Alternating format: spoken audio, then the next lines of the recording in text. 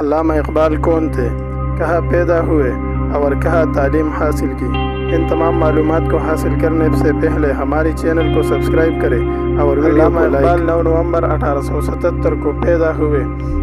وہ برطانوی ہندوستان کے صوبہ پنجاب میں پیدا ہوا جو اب پاکستان میں ہے۔ اس کا خاندان پنجابی کشمیری نسل کا تھا اور ان کا نسب کشمیری پنڈتوں سے سیرو قبیلے سے ملتا ہے۔ ان کے والد شیخ نور محمد ایک درزی اور مذہبی آدمی تھے، لیکن رسمی طور پر تعلیم یافتہ نہ تھے۔ ان کی والدہ امام بی بی سمیریال سے تعلق رکھتے تھے اور کشمیری نسب کی تھی، اور انہیں ایک شائستہ اور عاجز خاتون کے طور پر پیش کیا گیا ہے جو غریبوں اور اپنے پڑوسیوں کی ان کے مسائل میں مدد کرتی تھی۔ علامہ اقبال 1938 کو وفات پا گئے اور اس دار پانی سے رحلت کر گئے۔